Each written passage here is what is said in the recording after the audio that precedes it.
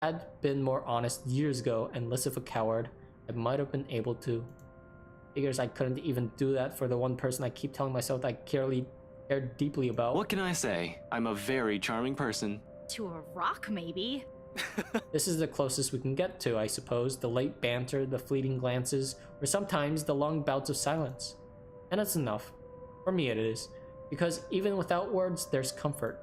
With her, it's easy. Must be a pretty cool rock then. Ugh, get over yourself. Hey now, I deserve some slack here. Today's supposed to be my day off, and yet here I am helping you out. Helping? By standing at the door? Well, you're not exactly letting me in. Despite what she says, she moves to block me when I try to enter. You must have expected this the second we walked up the building's entrance and counted on the night shift guard to bar me from the place. It's reassuring to know she's somehow worried about me, although it's a bit misplaced at the moment. Besides, her concerns aside, I really can't let her get into the thick of things without me. Now with all the problems on her plate right now. Isabella? Seriously, Ash. Seb might get in trouble for this. You might get in even bigger trouble with your boss. And you're not? We've already talked about this back at Zach's. It's out of the question. At least do it for Seb, please. He's a really nice guy. With the way things are going here, he's... On that, I agree with her. Seb's not a bad fellow. Might be a little careless with his jobs and talks too much, but he means well. I'd hate to see the guy leave here with a bad record in case something goes wrong. However, the anxious look she shoots back the table behind her brings an even bigger worry. Did you find something? Aside from what you told me about yesterday? Not yet. I'm not sure. I haven't started going through the files we have in the records room. Just the ones they handed to me and Rose. Let me see.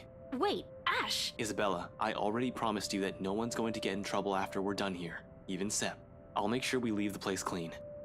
Her hesitation's still there, a split second of indecision as she tries to form an argument. Eventually, when nothing comes to mind, she steps aside. Okay, but we can't take the original files out of this office, clear? Not even a single sheet. We'll just have to make a copy. Don't worry, that's the plan. It appears to reassure her. A nod, then shortly, she gestures for me to follow. Passing the sea of cubicles, I can't help but take in everything in their office, a force of habit for the most part. As far as I know, BRC Luxborn used to own this whole building. Offices in several floors once upon a time when real estate is still a lucrative business for the company in this side of the country. Then competitions showed up and suddenly everything's not so good anymore. It only got worse as the years got by, or so according to the rumors. Now the branch is just this floor, despite what the huge sign on the building's facade says. And frankly, it's not too hard to believe when one looks at the state of this room right now.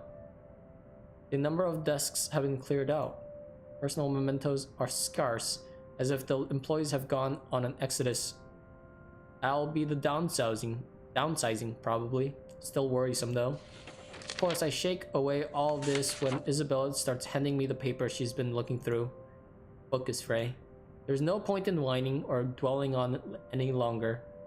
On it. That's why we're here in the first place, to find out what the real deal is the old-fashioned way. Isabella's presence is a whole other blessing too. I couldn't imagine how long this would take if I pushed going in here long. Is this everything? Where are the documents you mentioned? Still locked up in the records room. Do you need them now? Bring them here. Everything that has to do with the mansion's sale. Even those who worked on it during the renovations. The cleanup. Everything. Including your mandatory sign-in sheets. It's an odd thing to bring up, but at least it elicits a laugh from her before she heads for the records room. She remembers. And no matter how weak the sound of it is from her usual ones, it's a welcoming thing to hear. It reminds me of that the Isabella I know is still in there. She returns minutes later with a thick stack of folders and binders. Ermengarde Mansion. For the next half of the hour, we work in complete silence while we dig into everything compiled in the folders. Not an easy task considering how thick the whole thing is, but there's two of us. In fact, Isabella does most of the work, sorting the contracts, the employee list, the stuff we won't need in a neat pile. Just the files for the restoration alone makes up the stack of papers that's an inch thick. Third-party service providers hired for the masonry, radiators, woodworking, plasterwork, slate roofing, and a whole bunch of other things are well documented. Hell, every single contractor who worked on the project were listed individually. even if they were just there to do the plumbing. It's a high profile and high cost estate, alright. But with that scope comes with the loopholes. Means plenty of room to hide something in if there's something fishy going on. All I have to do is find the pattern. And it doesn't take long. Upon closer glance, despite the original owners shouldering the renovation costs, it'll be surprising if they managed to break even on the Ermengarde mansion. What with the additional expenses for the open house, the commission for their agents, and other overhead fees. At one point, the negotiations to get it listed under BRC's name almost broke down too. Some disagreement about the listing price. Owners wanted to be rid of it as quickly as possible while keeping the worth at a profitable level. BRC was insisting on a higher amount, double what the appraiser suggested. Plus, the rumor about their branches closing? BRC looks foreign really is in the red, and the sale of the mansion could have easily been a desperate move to keep the branch afloat. No wonder the final sale happened as fast as it did. Did you know about this? No, they took it off our hands after I submitted the final documents for the sale. I didn't even know until I read this. I'm not sure if Rose did. I've only been given the key to the records room after she... Anyway, my point is, they've kept all the files from me. Rose was the one who compiled everything from our side. And even then, she was probably not aware of this. There's only so much they let us know. After that, they just told us to wait for our commission, and that the legal team would handle the rest. The rumors are true. Huh. Seems so. Sheesh, this place is just unlucky, going bankrupt while the rest of this crap is happening. But this isn't what we're looking for. What we need is the who. The people aside from Isabella and Cooper involved in this business with the mansion, and the how they are now. We can't do much with the outside contractors, they won't be on file. The employee list, on the other hand, even the 2 people working through the pile, the whole task still takes quite a while. How long are we in here? I'm sure Seb's gonna be like, they've been in there for a couple hours now. Maybe I should like, you know, tell them to get out or hurry up. It's a quarter of an hour later when we put down the papers with a sigh and move on to the clients upon Isabella's insistence. For that, the sign in form from the open house comes in handy. Something that gives me a laugh when I spy this fake name I wrote on the sheets. Ashley? Haha. Very funny. Anna Wright, Luke Wright, Richard Frank, Isaiah Venting, Charles Lasenas, Marcy Tai, Lauren Stiles, Madeline Williams, Beatrice Wild. Why'd I even pick this name? It sounds so lame. What name? Nothing important. Just focus on those papers you have. We need to finish this soon, before Seb suspects anything. She snatches the paper away before the thought of hiding it recurs to me. There's not much secret in it. Isabella found me that afternoon anyway, but still. Ashley? I've been careless that day, telling Luke Wright without confirming where they headed off to. But with all the butlers terribly efficient in keeping the rights and engagements from the public eye, there are other ways if only I've given it the time of my day. In retrospect, I've been too eager, too impatient to find something that will crack the case and be done with it. Maybe my failure goes as far back as the day of the open house, not during the party last night. Yeah, well, I was pressed for time. Seriously? Ashley? Were you even trying? Oh, come on. You didn't even notice I was the one who wrote it down. Of course I wouldn't. Only an idiot would use his real name. It worked, though. Admit it. It's genius. Who would have thought, huh? He responds with a roll of her eyes, then drops the matter entirely by shoving the paper back to my hands. We lapse back to our respective tasks afterwards, wordlessly skimming through everything, read, set aside, get another one. Looking back on the sign-in sheet, I spot Luke Wright and Hannah Wright listed up top. Not that I don't know about them already, of course, but scanning through the list as named immediately comes to my attention. Madeline Williams. Something wrong? Huh? No, just that I remember this girl listed here. He frowns. Madeline? Moves her seat closer and takes a careful read at the sheet. There's a long moment before she speaks up again, but from the way she tenses, She appears to be expecting the worst already. What about her? She was with me, in the group following Cooper, when we toured the upstairs part of the mansion, I mean. Rather loud one, especially when we took a peek into the attic. Kept talking about the ghost stories the whole tour. Then, do you think she's... She was reported missing 3 days after. Oh boy. There was a little ruckus at the precinct the day her family filed it. Threats were naturally given at the lack of progress days later. Desperate ones. Her family's willing to shell out all the cash they have just to find her, to no avail, fortunately. Officer Benjamin has been in a bad mood ever since he spoke with them, but what can he do? What can we do? He's tied, we're all tied. There's only so much we're able to do with everything that's been happening shoved into our hands recently. She still hasn't been found. It's already been a week. Isabella makes no further comment aside from a nod. Instead, she sits back on her chair with a distant look in her eyes, her hands balling into a fist as she struggles with her frustration? Or maybe it's anger. But the moment doesn't last too long. Soon her grip loosens and she folds her hands back on her lap. Her expression, however, is one I've seen her too many times in the mirror. What does one say to a person burdened by not by one loss, but many, who carries it in her shoulders like a badge of shame? I've yet to find the answer to that myself. Until then, the only way is forward, press on to see where our attempts at fixing our mistakes might lead us. And despite my own doubts, a glimpse of that look on her face is enough reason for me. I can't just give up. There's too much at stake, too much to lose. With a renewed focus, I continue. On the third and last sheet, I spot another one, Beatrice Wilde, one I recall from the newspaper obituaries, died of a heart attack. The letter of correspondence expressing condolences to her family confirms as much in her files. Passed away at age 74 in her sleep. She's at that age. It certainly could have been a natural death. Right? I'd like to believe so. But 3 more letters turn up when I rummage through the stack, and it leaves nothing more than a foreboding feeling in me. They're all addressed to families of clients who have passed away in the past week. Regardless these go into a pile of things worth looking into after our visit here, along with William's info sheet. There are just so many names, so many faces, each one I've seen it that day, and here I am wondering if they're all right. It isn't a selfless thought that brings the question to mind. Rather, it's the logic that if more of them are still alive, the more people I can choose to question. Nothing's concrete yet, of course. These are just speculations, but we're making progress. Once done with the sign-in sheets, I stash it along with the growing pile to my left and pull out as many of the other documents Isabella has already prepared for me. We're working through the employees list now, those who have been assigned to the mansion.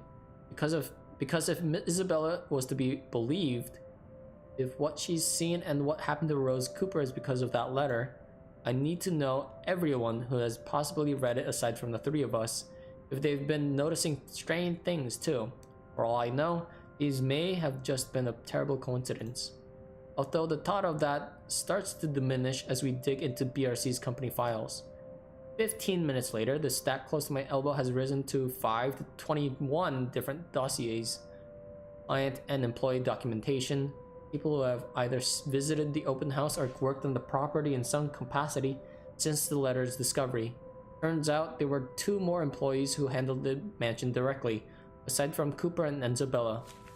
Christian Tsai, the realty specialist, and Mark Julius John Marie, the estate appraiser. This C guy, he was in custody just the other day. Really? Sir John has been looking for him.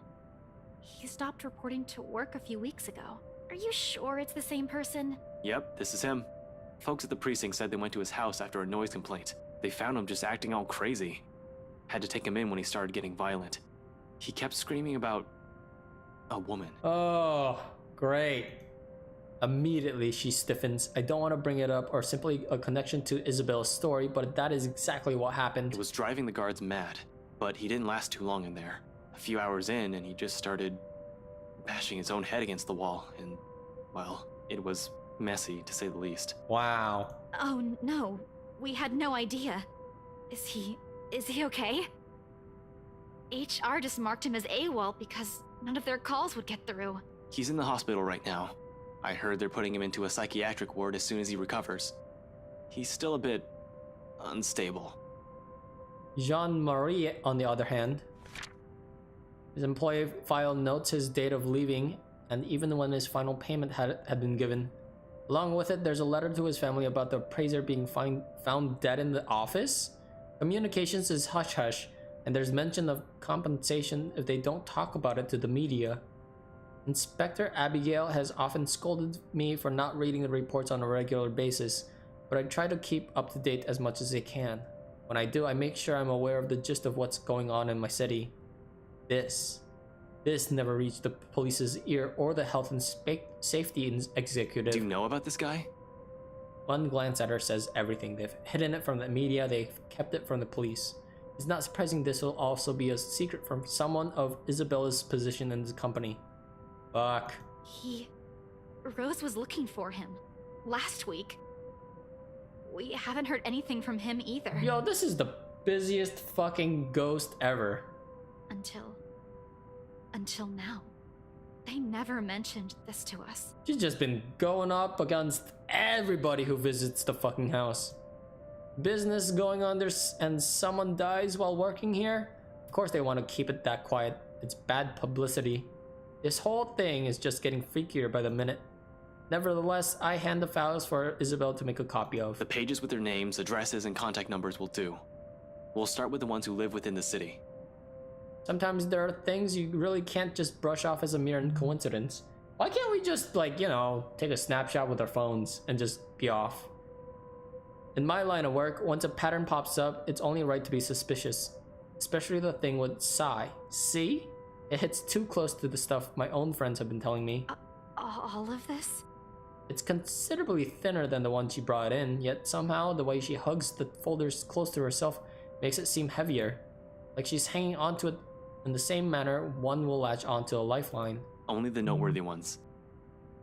And those that might be still alive. Might. She doesn't need to know that. We can't check the outside contractors, but the guys with the direct connection to BRC and the people who attended the open house should be enough. We don't have time to see how everyone's doing, especially if what you said is true. For a second she appears about to argue, then quickly decides against it and hides it away before anyone could read the question on her face. Then in a too abrupt motion, she turns towards the copier and gets to work. Soon only the machine's constant thrum fills the air around us while I keep myself busy cleaning up the mess we've made. The lack of talk is awkward, to put it mildly. Disturbing at worst. I've gotten so used to it letting her just babble away whenever it's just the two of us. I could tell, however, she wants to do more. She wants to fix this mess herself, and that desire makes her antsy. But at the same time, she's learning how not to be impulsive or stubborn, exactly as I've told her yesterday before agreeing to any of this. Or maybe these so-called changes have always been with her. These dire situations have always pushed people to change after all. Although seeing this happen in front of me only makes it difficult to find the proper things to say. In an atmosphere this tense and charged, what is left for us to talk about? Certainly not the news. What's worse is when you only realize all of this in hindsight right after you've already ran your mouth off. You know, for a house your company seems to be in a hurry to sell, they still made quite a fortune out of it. Look at this. 1, 2, 3... 6. 6 zeros? Holy shit. Are you sure they're planning to give your entire share for this? This isn't a small amount, especially given the usual cut. And their accounting department isn't in the greatest shape either. Even if they don't, it's not like someone still needs it.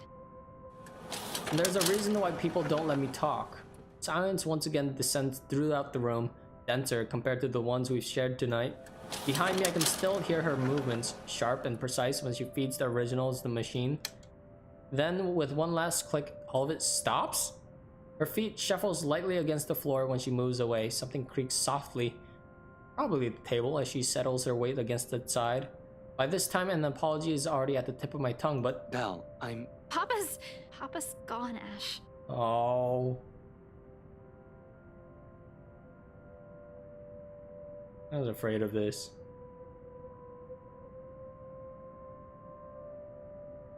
Oh, that's really sad.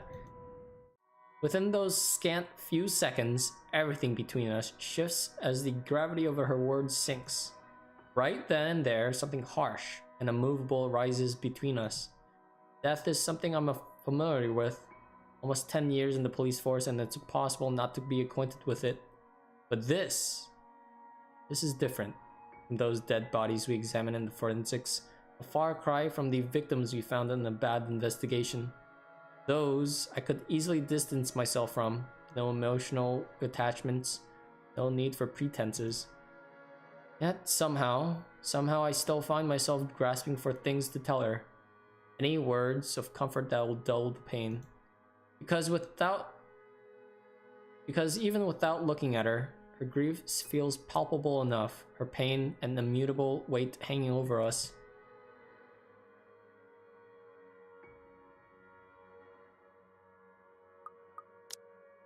Oh, yeah. When? Pretty sure this is the best answer. Huh? When what? Your dad. I mean, when did you find out? She doesn't answer. Not immediately, anyway. For a long moment, the hush simply stretches out between us, spanning across the seconds we let pass while we simply stand there waiting. Eventually, she exhales, lightly muted enough that I might have missed it. I'd not been paying attention to her every movement. Yesterday. What? Aw, look at that in their jammies. Yesterday?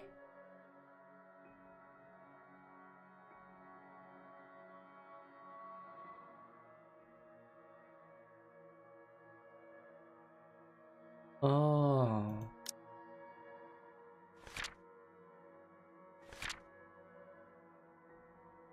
Before the open house?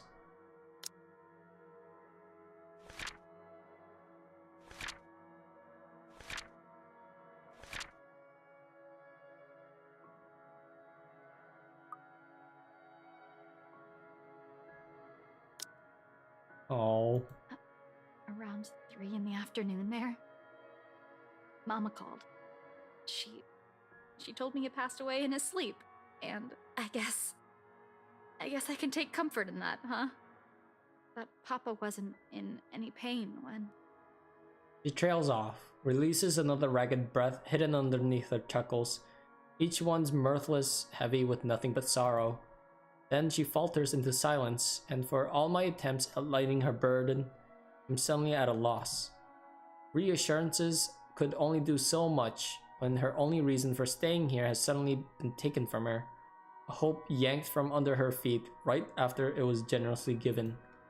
And without that, without the one person who pushes her to endure all the shit she's going through, means nothing but a struggle.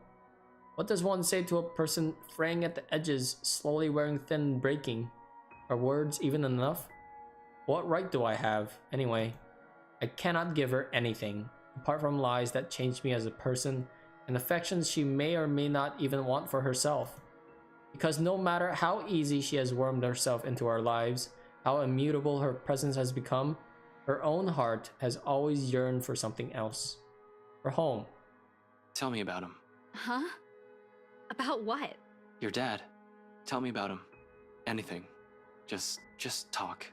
Say anything you want. Doesn't matter what it is. I'll listen. Silence again, as if she's testing the weight of my question for what purpose it is, for a reason even I can't say right now. After a while, though, she starts, reluctantly, her voice hitching, faltering, and stumbling on each syllable as she chooses her words. A rough start, but soon it steadies. And along with it, to keep company, the stories from childhood and memories she's fond of are the tears. Despite this, in spite of the grief choking her words off, the hurt closing her throat, and the sobs racking her lithe form, she continues, like the mere act of speaking is a relief in itself, a release. She tells me of her father, the very person who named her, how she looked up to him, how she was a bit of a tomboy growing up in her attempts to imitate him, and how the man encouraged her to pursue what she really wanted. Perhaps even the only thing she ever did for herself, having grown up not wanting anything more than food to be put on their tables. He told me I don't have to listen to them. That I can do what I want. Every day, he'd wake up at 4, Ash. Because he'd earn more that way. And every time, every single time, he'd give them to me. Whatever extra he earned, he'd hand them all. So I'd have something to use for my paintings. And you know what? Back home, just a good tube of paint costs almost as much as what we spend for food the whole day. But he'd always set something aside. Told me he wanted to see my paintings in a museum one day. Oh. She pours all of it out, every little thing she's loved and admired about him. Like this, it's easy to see why she's gone to such great lengths for him, why she abandoned her dreams, why she went against his wishes just to grant him another chance at life. Others will say it's her warmth that draws people to her, or her cheer. Neither are wrong, and neither is the whole truth to her either. Because those who have never bothered to look beyond the surface will never see it, see her. See someone earnest, someone who has always meant well, despite her underlying stubbornness. This is how she loves. Warm, steadfast, unflinching. You never meet many people like her, not in my line of work, not with this kind of people I've had to deal with. Always with something to hide, always with something to lie about. Eventually, when you run across too many of them, you change. You become like them. In many ways, for a lot of reasons. She's the kind of person I want to be and be around with, who made me feel I am still worth something. He didn't want me to leave. Said, begged. I could finish my studies first. In the end, I couldn't even grant him that one request. I'm a terrible daughter, aren't I? Oh. You're not. Huh? What? Ashton! You're not. I can't speak for your dad. I haven't even met the man. But I know you're not. I'm not entirely sure where I'm going with this.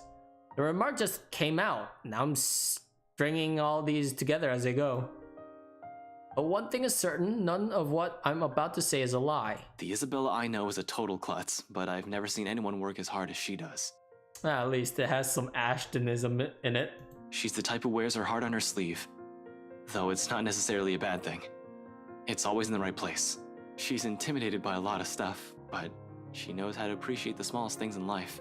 Frankly, you've caused us no small amount of trouble since you barged into our lives. But when I'm with you, all of my worries seem trivial. This is not where you confess, Ashton. This is wrong.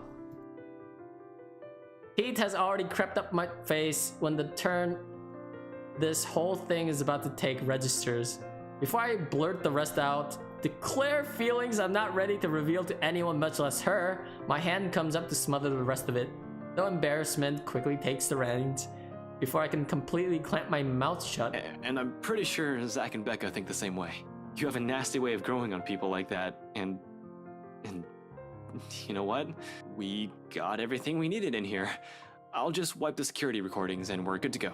While I'm at it, you better wipe the snot off your face. Oh god, And you don't look very nice when you're balding like that. Good save, I guess. Hastily, I gather everything, the personal files, client documents, sales agreements, and contracts, anything my hands could reach. In record time, all of it has been stacked in a neat pile ready for storage. I'm heading for the records room not a few seconds later, wherever that is. It should be an easy find unless this place is a maze of some sort, which I highly doubt. Still beats staying here and seeing this look on her face. Crap. Really, her anger's still bearable. I can take that, including the glower she sends my way. So, yeah, I'll go get the security videos and put these back where you pulled them from. Man, these are heavy, you know? Oh my god. Ash, it's just paper. You don't even know where I... Oh, no, I can handle this. Easy as pie, and, Yeah, security cams, tapes, videos, cams. Uh-huh. Yeah, I'm off. Uh-huh. Your rejection at this point?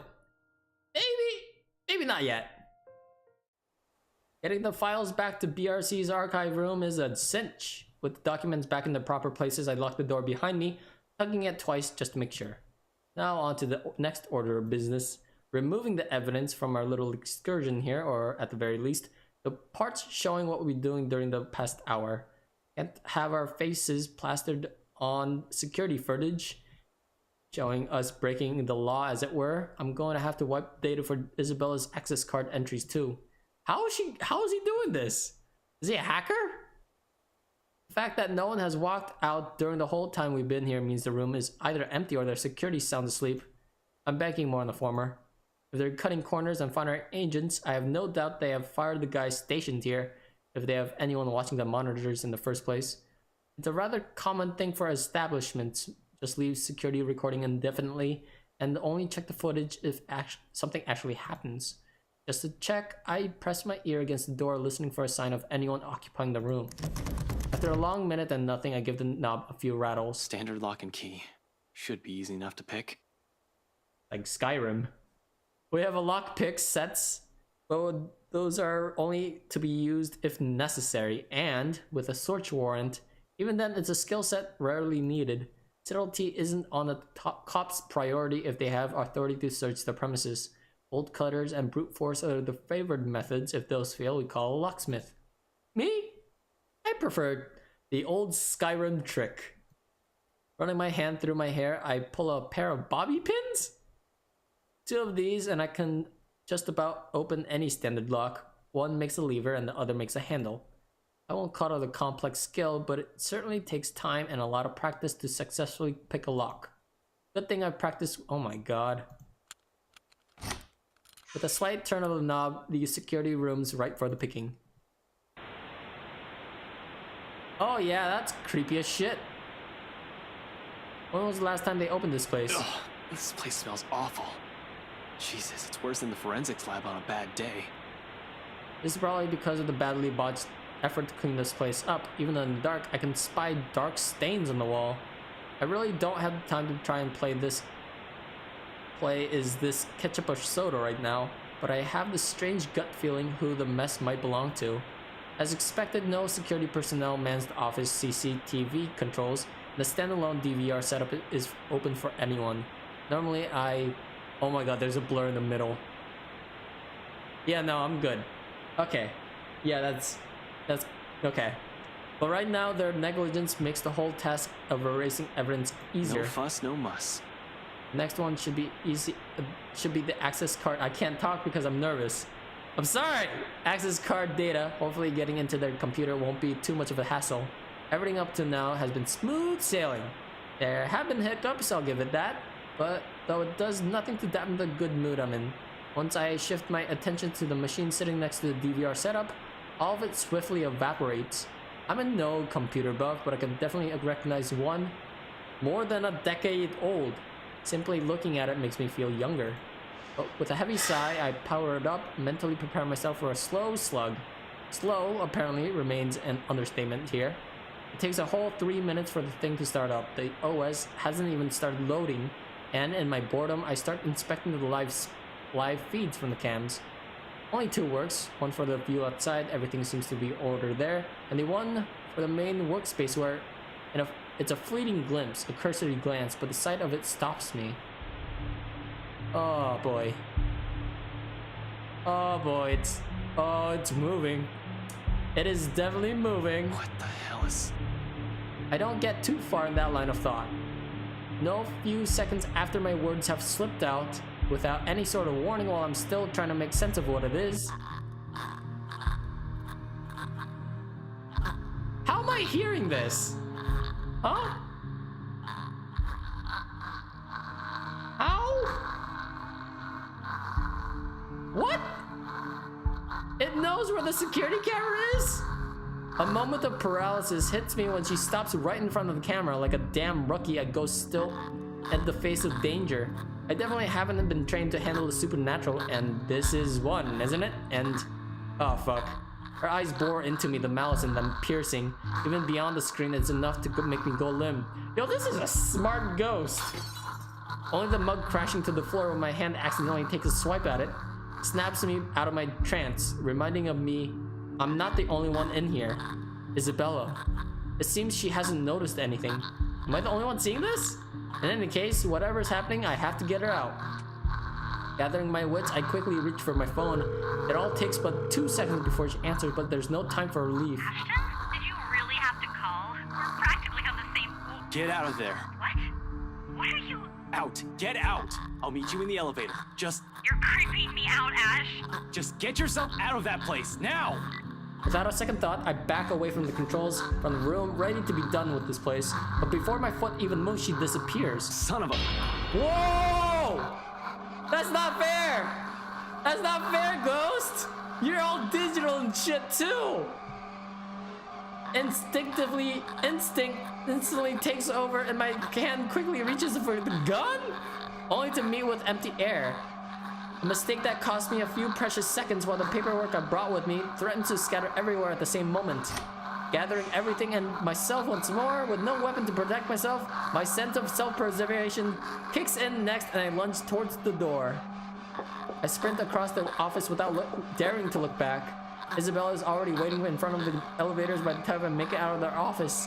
Worry creases her eyebrows upon glancing at me, but I don't take time to answer the question in her eyes. As soon as I reach her, I grab her arm, practically throw the two of us in the open elevator and slam the button for the ground floor. No, this is the worst place to be. Oh no. No. Why are we in such a hurry? Oh no. We need to get out of this place. Did you get everything? Yeah, it's all here. But really, you don't look too good. What's wrong, Ash? She's gonna bust through the elevator. I'll be fine. I was in the security room. From the monitors, there was a fucking... Oh, confusion's understandably there. Oh, come on! They should just replace this whole thing. No, I'm quite sure I pressed for the ground floor. Oh, come on, man. What is this ghost, a tech junkie? Right? But as just as Isabella said, the elevators always did have problems when I visited in the past. Often she becomes so angry whenever we try to get to our floor, and she'll have to repeatedly smash the button for the elevator to even move. Move!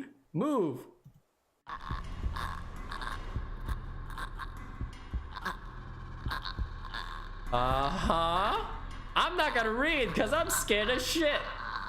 You can read. I'll just click slowly. Oh.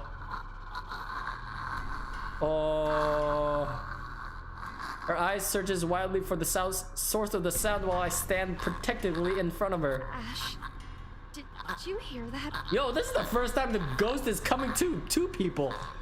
It usually comes when someone's alone. Anyone there? I can hear you moving from here. Show yourself. No response.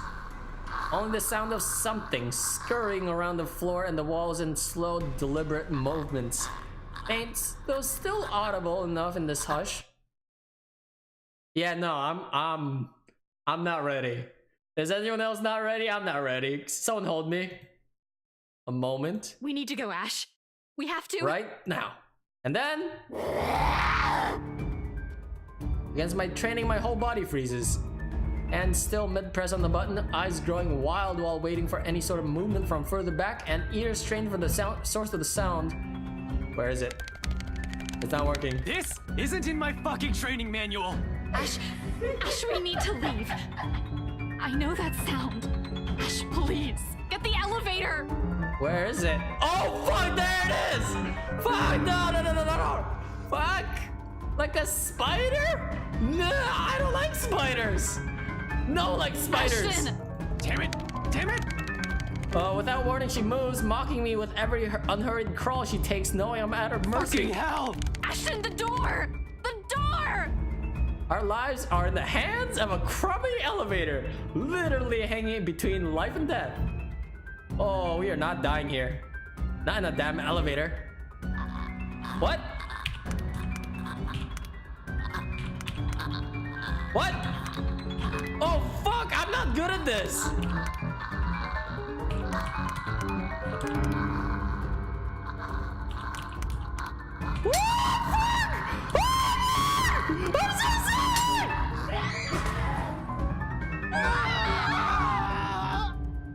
I got nervous. I got real fucking nervous.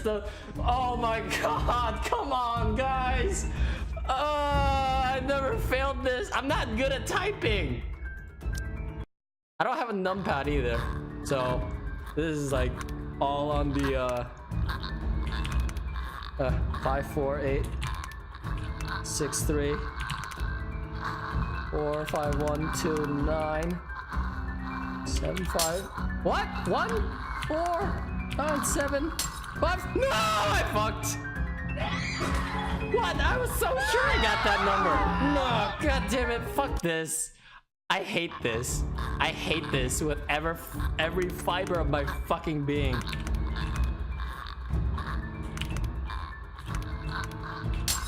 What? Oh, I pressed 6. Well, I'm fucked now. Well, I hate you.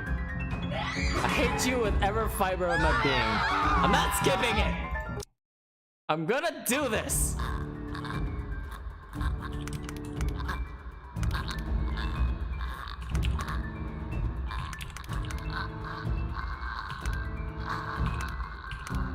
Oh fuck. Okay, maybe I'm not gonna do this. Oh! Oh, I did it! Fuck yeah! I fucking did it! Ah! As if a divine power has heard me, soaring up a storm on my head, the doors close just as the thing looms near. Oh. Oh god, my butthole clenched so hard. Oh. Oh, Daniel's playing Warframe. Okay, cool. Thanks, team. Ooh. Isabella's knees buckle in relief, and 2 ticks, she's hugging herself without any care in the. Yeah, okay. All right, cool. And this is the most I've been tired my whole damn life. Not during training when my superior first asked me to drop 100, not after a stakeout, but after smashing a fucking elevator button repeatedly. And that is not how elevators work, game. You don't press 1, 5, 3, 7, 2 and be like, oh, look, it's closing a little bit more. That is not how it works. I thought it'd be mashing a button, not mashing several buttons. I'm not gonna read. I'm so tired right now. We're okay. We're fine, right? No, I don't know. It could be coming out of the roof for all we know. Yeah, we're good. Alive. Fuck, we should have taken the goddamn stairs. Twice. I've seen it. Thrice, if I included party. Unless I'm tripping balls without realizing there's no doubt in my mind that this is actually happening. I don't want to believe it. But with the truth staring me in the face, it'll be stupidity to deny the reality of the matter. Oh, we're out. Seb's sound asleep as we pass by his station. Fuck Seb. God damn it, Seb. Actually, there's nothing he could do anyways. Don't fuck Seb. Seb is a good guy. However, in the face of what we've seen, everything I've faced tonight, we really can't care less who will still see us on the way out. The sooner we get away from this place, the farther the better. I'm just not sure that also means being safe. She almost got us, damn it. The fucking thing almost had us. Shit. It was only by luck that we managed to get the fucking elevator unstuck. Had the blasted thing not worked in the last second. I need some fresh air. Fresh, breathable air that doesn't stink like death and gore all at once. I'm panicking! Christ, losing focus with another person here. I can't afford that right now. Isabella hasn't said anything, but I know she's more shaken than I am. I can't lose it when another person's depending on me. Remember your training, Frey. Oh, another deep breath, and soon I'm starting the engines and driving us off. After that little incident, somewhere open would be good. Some place I won't get trapped. No, I don't feel safe anymore. I still don't feel safe. The chill that has seeped in my bones is still there, furling and unfurling underneath my skin. If I don't move, if I don't busy myself with anything, soon my brain will go haywire. It's the last thing I want to happen when there are plenty of things to do. But this already answers all of it, doesn't it? Those deaths? Just how many copies of the letters are out there? Isabella can't have the only one if other people are also getting cursed. Could it be the one that she's shown us is just one of 5? Or maybe even more? That whole pass this to 5 people business is ridiculous, but at this point, is it still? All in all, we found 21 people who might have read the letter, 7 of them deceased, 8 if we count Cooper. And that's only with what we can find right now. We have no idea how the contractors and specialists hired from outside the company are doing, and if we are in any way affected. How many people are suffering? How many are missing? How many are dead? Can I still even blame the Wrights for this? If anything, they might be in danger as well. I don't think I can wish a curse upon anyone, no matter how big of a douchebag Luke Wright is. There's also that woman. How do we get her?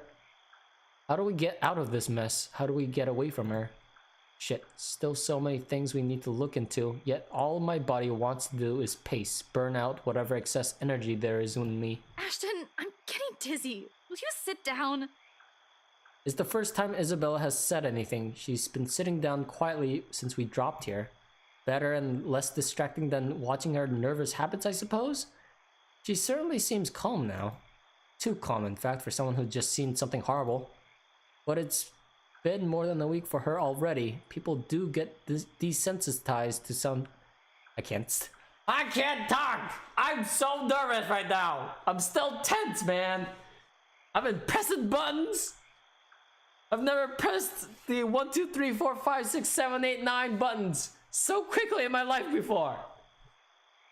Oh man. I really wish it was on the number pad. I don't have a number pad on me. My keyboard doesn't have a number pad. I was at a great disadvantage, guys. And I still fucking did it. Albeit with like half a second on it. Even someone like Isabella, who knows what's going on inside her head though. Inside mine, there are too many and none of them would sit still. I'm not going crazy, am I? I saw that. I'm pretty sure I saw that. I didn't inhale anything weird. Just shit. Shit. Isabella, please tell me that wasn't... What I'm not expecting when I turn to her is mirth? Oh my god, she's happy. You're laughing. Why are you laughing? I'm not quite sure what she sees in my face, but in the next second, the laugh suddenly bursts out from her. I'm so sorry, it's just that you should have seen the look on your face back then. Yes, right, sure, I'm not the one who panicked. You almost ripped my arm off. Yeah, but why is this? Come on, really? Isabella, this isn't funny. That woman almost got us. We could have ended up dead. I know, I'm really sorry. There's like a couple hiccups here and there, aren't there? For the voice acting. I'm sure they did it. Maybe it's like lost in coding. But this is just too precious to miss. You really lost your shit for a moment there. You're trying to get back at me, aren't you? Well, I'm not the one who kept calling someone scaredy cat for years. How does it feel? Oh, they're even misspelling stuff. This is not a good sign. I'm not scared. Really?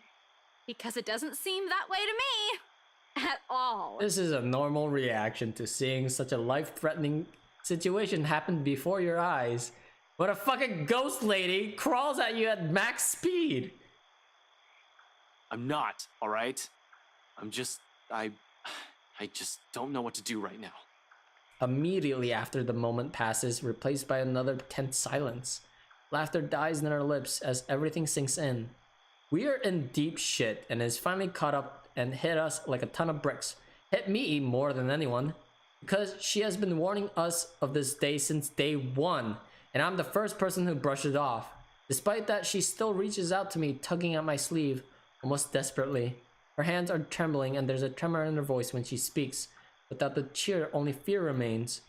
One that she has been burdened with from the beginning. We're still going to do something about it, right? Not just stand around and let that thing get us. Unexpectedly, she leans her forward against my arm and her grip on my tight on my sleeve tightens. There's desperation in there, a quiet plea. Don't want to lose anyone anymore, Ash. I wish I could give her that promise, but with so many unknowns, so many things I don't understand about this, how could I? Why she still trusts that I can do something about this baffles me. It all feels wholly undeserved, considering the way I've treated her. Yet despite my reluctance, I find myself returning her hold in kind. A grasp, warm and light, enough for comfort. Not a promise, but the closest thing to it.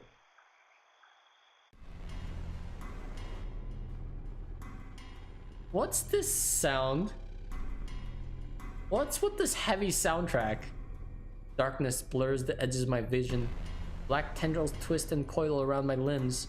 Soft footfalls echo from the far distance, scurrying, scampering, moving in an odd rhythm with those sharp, piercing notes of our laughter. A scream threatens to burst, but my throat closes off. Ever so slowly, a chill seeps into every nerve of my body, washing away every sensation in me, apart from one. There's only fear. Once again, her laughter echoes, sound but bitter and unforgiving. It's the last thing I hear before she reaches for me.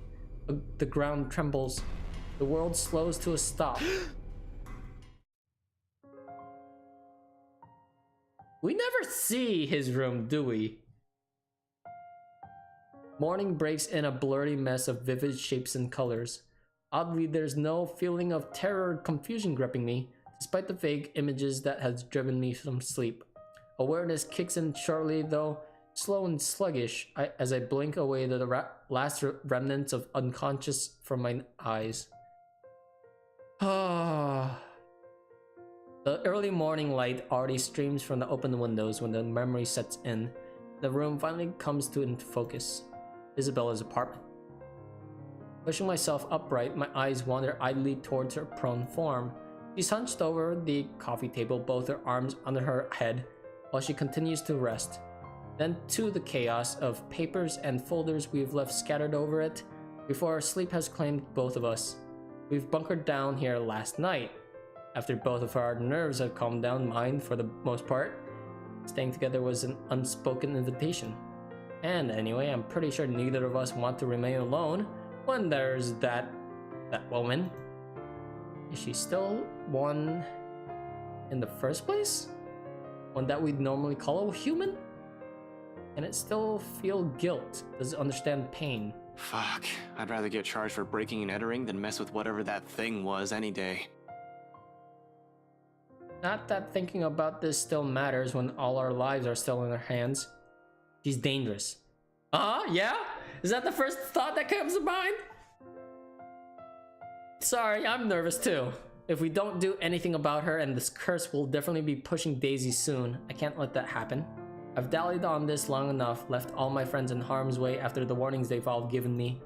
Besides, beneath the terror and the adrenaline that keeps me running, knowing what lies ahead for Isabella makes it hard not to take action. The paper sitting on the edge of the table calls my attention at this, light against my hand when I reach for it. It has caught my eye the night before, but with the lot we still need to go through, I've simply ignored it. The logo emblazoned at the top of the page, however, provides the paper a whole new meaning. Not for me, but definitely for her. A scholarship grant, huh? Wow. I've only ever heard her talk about this once or twice, completing a degree that is. She rarely goes about it in great detail, preferring to keep it to herself. Perhaps it's the fact that she thinks she's already too old to be chasing after it. It's been 5 years after all, but I've caught enough snippets of her conversations between her and Zach to know she has never given up on it. Despite how things have panned out with her father, she's one step closer to this part of her life. As silly as this may sound, coming from a friend, I'd like to give her the chance to have this. Whether this means stepping out of my comfort zone and figuring out what the deal with this curse is, I'll do so. If only to see that same smile from her from that time again. These days, the only moments she seems to show it is when she's asleep? Like right now? Ashton? No matter how uncomfortable she appears, a smile of my own forms despite this when I glance at her sleeping form again. She hasn't moved since, her shoulders rising and falling in a slow, even rhythm with her breathing. You won't think she has any problems this way. If only that were true. Sighing, I placed the paper back when I'd gotten it carefully so I won't accidentally wrinkle or damage it in some way, and I finally push myself off the makeshift bed. Isabella shifts when I carry her off from the floor and over to her bed, but it doesn't wake. Simply tucks herself comfortably under the covers I pull over her. Briefly though, she mumbles something to herself and draws in another deep breath. Becca, Ashton's being dumb again. She drifts back to a deeper state of sleep after, like it hasn't been interrupted by the slightest movement earlier, but the small smile on her lips remain. One I find myself returning in kind. Who sleeps like a rock now? It's better this way. Better to leave her to her dreams for the moment, which I hope are better than the ones I've had. She'll have time to worry about her problems later when she wakes up. For now, this will be another thing I don't want to take from her. A moment of respite, no matter how fleeting. She deserves it after everything she's been through. What I've put her through. In the meantime, I still have 2 other people I need to check with. Isabella will definitely get a tizzy if I don't check on them. Cold Luxborn air meets me upon stepping out the hallway. Oh, not unusual in itself. This is what Luxborn's weather is supposed to be. A bit cold, damp for the most part, and more often than not, terribly drab with an occasional sprinkling of rain every few hours. The sky's still clear, but I'll give it a day or 2 before the weather takes a turn for the worse. I've complained about how awful rains for years. Wait, what? I've complained about the awful rains for years, despite having lived here my entire life. I'll have to admit though, seeing it return to the usual feels extremely reassuring. At least something's still normal in the world when I can no longer think of the same for the situation we're in. A nightmare, that's probably all this is. Usually I'll say I've been through worse, but that's simply another lie I've told myself, isn't it? And I've fed myself a great deal of lies through the years, just so I won't have to think about it the next day. Maybe we won't even have this problem if I haven't been running away and ignoring things, hiding them someplace no one will see, because I've since believed doing so is a show of weakness. Zach's probably right. Perhaps I've always been afraid there's some damn truth to what Isabella's been saying, knowing I've no clue how to deal with it. And now, after it stared me right in the face, I'm at a loss. Scared shitless, in fact. The fuck do I know about ghosts, though? What about Zach? What is Rebecca? Z-Man has shown me photographs, mentioned weird things happening around him the past few days. Bottom line, he likely knows as much as I do at this point. Why else would he approach me, the guy who knows stuff, according to him? In the end, all I've done is give him the brush off, some reliable guy I am. Hell, Rebecca is probably in the same boat, grasping for anything that might provide an answer, a way out of this. What can any of us do when all of us lacks any understanding of what's happening? One thing's clear about this, though. That thing is after us because of the letter. Both Rebecca and Zach have seen it too. We'll go after them as well. Yet here I am, walking up Becca's door, one slow step at a time, a stalling tactic to allow myself some time to put the mess in my head in a better order. How to phrase this? When there's a 90% chance she's still pissed about the whole different matter. It's the only reason that we didn't check on her last night, aside from the ungodly hour Isabella and I arrived. We'll only alarm her by showing up in her home in the middle of the night acting like babbling lunatics, and her anger can last quite a while. Yeah, that probably would have been a bad idea to show up together late night. These days, it seems the only one she can easily forgive is Isabella, but even with her, Becca's fuming still takes hours. I run my hand through my hair and straighten out my jacket before knocking. Once, twice, and 3 times just to make sure she has heard me, even she's asleep. She's usually awake by now, though. Hey, Becca, it's Ash. Open up. Don't tell me you're still in bed. She's in the library, I think. Seconds tick by. No answer from her, and dread has started to creep up. I've been trained to handle dire situations, but the feeling has been doing that quite frequently since last night. My mind begins to anticipate the worst, and in the next minute, concern has mixed in with my thoughts, and I bang my fist on the door louder this time. She's definitely been livid, but I'd rather face her wrath than a dead body. Becca, it's Ash. There's something we need to talk about right away. Open up, I know you're— Your girlfriend left early this morning, pretty boy. So if you could do us a bloody favor and shut up, that'd be real fucking polite. Damn! My hand pauses short of landing another heavy knock. From the other unit, Rebecca's other neighbor peeks in through this door, though I see nothing but a bundle of blankets. I'll say they need help from being devoured by their sheets, but it sounds like he's just fine. He's a huge asshole too, course of action. So people like him won't ruin your day? Act like the nicest person on the planet. Has done me wonders when I was a rookie patrolling the streets. No need to match his temper. Oh, did she say where she was going? I don't know. She said something about meeting someone or something, in case Filipina girl over there asks. Well, what am I, her keeper? You know, some people want to sleep in on a bloody Sunday, so keep it down. Just looking forward to this weekend. Thanks, you damn git. Damn! Well, there's no need to be an ass about it. I'll get out of your— Okay.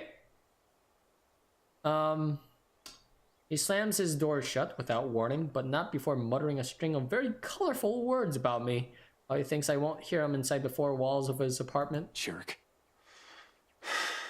A sigh at the end of it. So Rebecca's not here. I must have missed her by an hour or so. But at least she's not alone. She should be safe, in theory.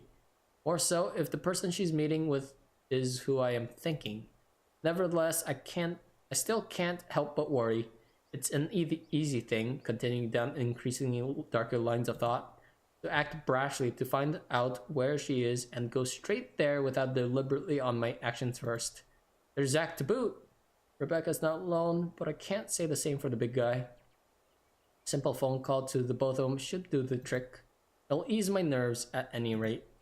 It's better than rushing over to Zach's place or assuming Rebecca's whereabouts and finding out they're not where I've guessed they should be.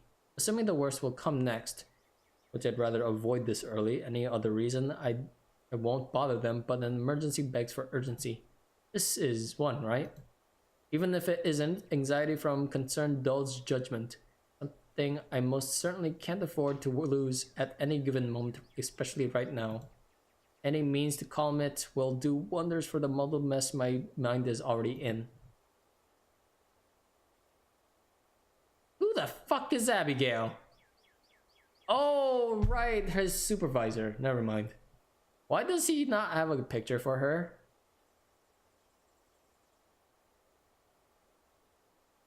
I can easily name about 100 people I've been acquainted with through the years. Colleagues, blockmates from uni, neighbors, those sorts of people. They all come and go. But these three have chosen to stay for some reason, without wanting or asking for anything. Unlike the others, none have Zach's kindness, Rebecca's patience, nor the sincerity in Isabella's eyes. One day these guys are just there, the next thing I know, being with them eases it. That heavy, somber... Okay, look. Just fucking call them. They'll get angry at me for worrying about her. Just call her! God damn it. Rebecca Gales here. You've reached my voicemail. Sorry if I can't get to you right now. Oh, and if this is Isabella, yes, you're free to reheat the food in my fridge. Otherwise, leave a message. I'm just busy, that's all. Though I'll still barely manage to keep my voice even when I speak. Hey, Becca, call me back when you're free. We need to talk. ASAP. Becca will be alright. Is alright. She's safe. In the library. With a history book in hand. And a nutshot on toe.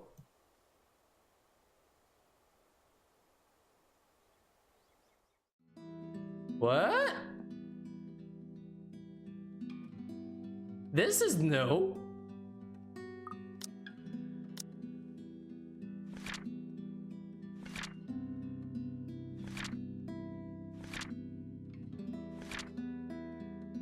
Yeah, this is new. Alright, cool. We're going to a flashback. She's been my friend for the longest. Anybody else would have been fed up with me and left. The girl stuck by me no matter how big of a jerk I've been. There's Zach and Isabella now, too, of course. I'll always be thankful for having them around. The worst times before, however, Becca was there. No one believes it when I say it, but I've surely had my awful moments as a bratty kid and as a horrible teen. Issues. I've had too many of them to count and refuse to deal with them for a time. At least that's what Andrew likes to tell me. I tend to think nothing of it. It has mellowed down over the years, thanks to the professor mostly. But at times I do wonder if it still burdens me the way it did all those years ago. After all, I was terrible, especially around the time of my parents' separation. Looking back at it now, I had no reason to direct all my frustration toward everyone else. While I wasn't a kid who lashed out at anyone, preferring to keep it to myself and turning those negative feelings into more productive things. I've grown distant from a lot of people because of it. From my old friends back in my old school and the neighbors I've hung out before moving. A habit I likely brought with me into adulthood. I was just so angry with everyone and everything. All I've kept thinking about was myself, wondering why me. In retrospect, I was selfish, little bastard. I thought the world revolved around me, that I shouldn't have been going through it. I believed my behavior was entitled, that I had the right. Tough times, but she stuck with me, snapped me out of my little sulk, as she often phrases it, whenever she sees the chance to bring it up. She didn't tolerate my bullshit, and she didn't leave me alone either. If anything, the whole thing made her stick around. Her concern may have grown a bit overbearing as the years went by, but she's still an old friend nevertheless. I owe her a lot. It won't change. Damn it. Where are you, Becca? Another message left in her voicemail, and then on my third call I hang up. For the time being, I can't do anything more than wait for her to return my calls. Worrying aimlessly won't get me anywhere. It sucks that he only sees her as a friend, though. 17 years later, still just a friend. That guy attracts trouble no matter how much he tries to avoid it. Doesn't help how he hasn't been too hot lately with a lot of people. His mention of plans yesterday doesn't sit too well with me either. Okay, look, we're just gonna call for him. Hey, it's Zach. Well, a voicemail anyway. I'll get back to you as soon as I can. So, just leave a message, yeah? And no, Ash, you're not allowed to lockpick your way into my apartment again. Just do what any other decent human being does and call if I'm not around. Thanks. That's pretty good. Did he turn it off? Why? I don't assume the worst yet. Maybe he's forgotten to charge it? Can't be. The guy can be a bit of a Boy Scout. Even more than I am as a cop. He's the type who has an extra battery or power bank in his bag if he ever needs it. And he always does. He won't say anything or brag about it, but he's got quite the roster of VIP freelance clients. He won't just leave his phone dead in case he's on the field, particularly when people will be looking for him. He always leaves his connection open whenever clients or his friends need him. Zach is reliable like that. Why isn't anyone answering? Calling again. The added guilt from those times I've repeatedly dismissed him will surely haunt me. Yo, Zach, call me back, alright? I wanted to check in and, yeah, just please call me back. It's usually a joke between us when I say he's the Watson to my Sherlock. I don't see him as some assistant to put aside until he's needed, like some people like to believe, though. He's not some pity friend I keep around to make myself look good. If anything, he's the one who stayed by me out of pity. Zach's the one who puts up with me most of the time. Wow, I actually didn't think Ashton was this self-aware of himself. It really humanizes each person through the stories. Oh, am I gonna slowly like Luke through his story because I really like him as the douchebag he is? Like, outward douchebag. I've seen a little humanization through Rebecca's story, but still, I don't know how I'm gonna feel about it at the end. It wasn't anything sudden, and some part of me is still that rookie, but I've grown thanks to him. He tempers that part of me. Considering how our first impressions went, I'm lucky he stuck around. Becca and I may have spent a lot of years together as children, but Zach, he's probably the closest thing I'd call to a best friend. though it's more than just that. A camaraderie no words can express. He has my back, and oh boy, and I'll always have his. He's a brother I've never had the luck of ever having, only child and all. And I have every reason to worry about my brother. In the end, after the third attempt with no one answering, I stopped and moved to cut the call with a ragged exhale. Waiting game it is then. I've been trained for those. Hell, I'm used to them. Wait, doesn't he call back? Don't we receive one of the calls? Oh, look at that! Before he even speaks, my question has already slipped out, including every pent-up worry and tension in my body. Where are you? The line's choppy, though I can still make out the words he's saying. Nothing to worry about then. He's just someplace where network coverage is shitty. Can't imagine where at this time, though. What was that, Ash? Could you repeat that? Signal shitty here. I asked, where are you? Hell, Zach, I've been calling your number for a good 20 minutes now. What kind of shithole did you get into? I've meant to sound as friendly as possible, to keep things light at least. Instead, only the frustration shows in my voice. Good morning to you, too. I should be asking you that question. I've been looking all over the mansion for you. I thought you'd be...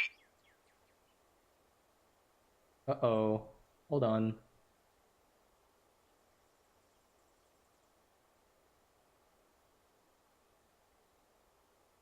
Okay, that was a weird hiccup. I just dropped 400 frames in the last couple seconds. Sorry about that. Yeah, the dashboard also says... Oh boy. Well, anyways. What mansion? Hopefully that was just a minor hiccup. Do I really need to answer that? Why are you even... Please don't tell me that's his plan. A morning visit to the mansion where Luke Wright is. Of all the pig-headed things to do right now, it's the best thing he can come up with. Breaking and entering. I've got plenty of reasons to rail at him right now, although no matter how much I want to give him peace of mind, unfortunately, it's not the time. No, wait. Just get your ass to Isabella's place, and hurry. He pauses a moment, a second of indecision while he seems to contemplate his options. How urgent is this? In truth, the question, the hesitance, and the indecision in his voice has caught me completely off guard, and understanding dawns on me. His decision to go there isn't one born out of stupid impulse. He must have found something. However, no matter how urgent it is, he still shouldn't have gone there alone, it is. At that, despite myself, in a split second of comprehension, I allow it to show a weakness. A simple request bringing with every unease and disquiet causing turmoil within me since last night. It bears a selfish hope that he'll understand, even through the unstable signal that whatever's keeping him there, he'll be willing to set it aside for now. Pressing enough for you to stop asking questions and get yourself here. Please, Zach. Silence fills the other end of the line again. For a long moment, I assume he won't heed it, and I'll have to drive there myself just to drag him away from whatever danger he's skirting. Thankfully, he agrees. I'll be there in a few. An hour or two tops. Thanks. I'll see you. Yay! And now we're here again. Normally, I don't let myself a moment of respite in times like this. Gotta stay alert. Rebecca's still out there, has yet to return any of my messages. But for a moment, I relish in it. This is probably the first time I've permitted myself to do so since last night. Even the muscles in my shoulders have been complaining from all the tension I've taken in. It still annoys me that all I can do right now is grit my teeth and trudge back to Isabella's apartment. Useless. That's what I am in the face of this. A mad dash around Luxborn and Anselm isn't going to help things. It's not like I simply stumble across them on the side of the road during a drive. The city's too big a place for one person to go searching for two people. I'll be lucky if I even glimpse the hair of either of them. With one last hopeful glance towards the open skies, I slip back into Isabella's apartment and close the door behind me. I must have already grown used to this, but the waiting will always be the hardest part, more so when it's the people you care about. You're up early. What? Sorry? You're up early. I thought you left. This is not the first time I've seen Isabella like this. Standing casually by her kitchenette, a ladle in hand, keeping an eye on whatever's stewing above the stove while humming a soft tune under her breath. 5 years ago, it has become a common sight after the three of them, including Zach and Rebecca, found a mutual interest in cooking. After that, whenever our schedule allows it, one of them will invite everyone to dinner or lunch instead of eating out. Rebecca prefers it that way, healthier, she claims. Zach's just too happy to be able to cook for everyone. Isabella, on the other hand, as long as there's food, she's happy. Me, I've been banned from the kitchen ever since the pressure cooking incident. Easier times, good times. Right now, however, the scene brings an odd sense of normalcy. A strange fit with all the things going on around us. Not unwelcome, but bizarre, I suppose? Isabella doesn't follow. I'm getting tired now. That's a lot of reading for 3 hours straight. But she does raise an eyebrow on my way when I take too long to answer. For that, I only offer a casual shrug in response and a short answer. I've checked with Zach and Rebecca. I'm just waiting to hear back from them. I'd add an quip or two for her if the timing for a joke isn't off or doing so won't be inappropriate. I don't want to alarm her either. There's no reason for it yet. Until Jack? Oh boy. Yep, it's that time of the night now. Until Zach gets here, until I've received an answer from Rebecca, whichever comes first. Nevertheless, it's clear she has plenty of questions. It's right there in the subtle crease in her eyebrows and the inquisitive gleam in her eyes. Curious as she is, though she decides against voicing all of her questions out. Instead, she shifts her attention back to the stove and gestures vaguely with her hand in the couch's direction. Well, if we're going to wait for them, don't stand around there. It's getting distracting. You're just cooking. How am I distracting? I don't know. Something might explode again, maybe. Zach's kitchen ban for you is also in effect here, you know. Uh-huh. Now shoo, go. Stop hovering. You'll ruin the food. What? I'll be done here soon.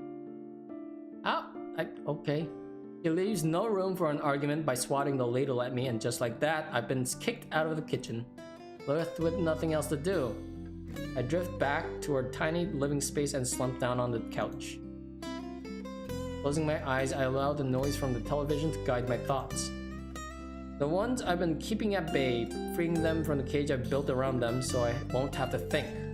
One by one, they trickle back into my consciousness, each more frightening and unnerving than the other. So many things going on. So many things happening. The papers we've gotten from BRC doesn't provide any comfort either. Seriously, is there even a point to those after last night? What will asking those people do? If anything, this only proved there might be more copies of that dumb piece of paper. We have one here, but how many exactly is out there? More importantly, how do we get out of this stupid mess? Ashton. Good question. I don't know.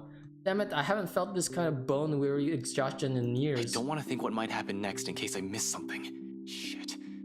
Rebecca? Zach? Isabella? They're all depending on me and... Ash! The voice snaps me out of my thoughts, abruptly wiping everything running a racket inside my head. Isabella's there, crouched in front of me when I crack an eye open. I haven't even figured the exact moment when I bent over and buried my head in my hands. Figures why she's staring at me like I fainted or something. The crease on her eyebrows grow deeper at my lack of response. Although she's merely staring at me without saying a thing, her expression says everything. So much for trying not to alarm her with bad news. Sorry, I just spaced out for a moment. Don't mind me. For a brief moment, she seems to accept that. Quietly, she shifts, stands up, and takes the empty space right from me. All done without a single comment. Then, the next thing I know, she's gently pushing a bowl in my hands. What is that? What is that?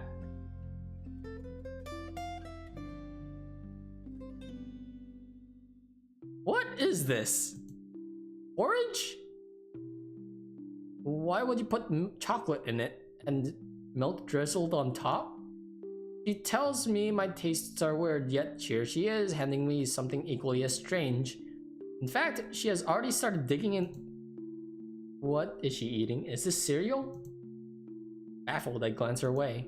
She offers no immediate answer, simply continues eating as if she hasn't done it in weeks, with her focus solely on the television.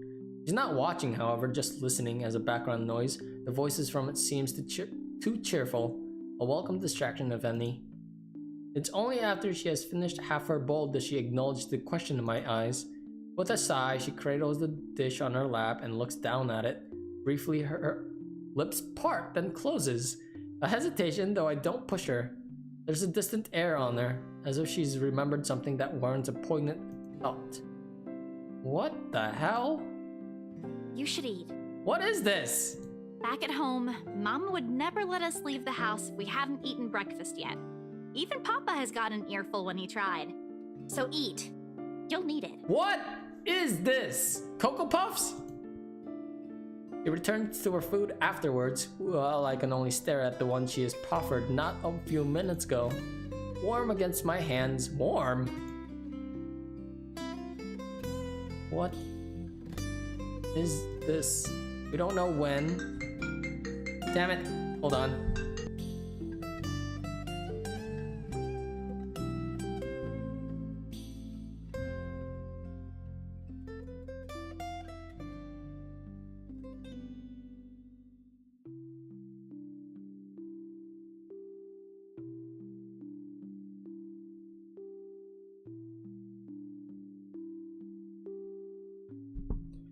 Alright, I'm back, sorry.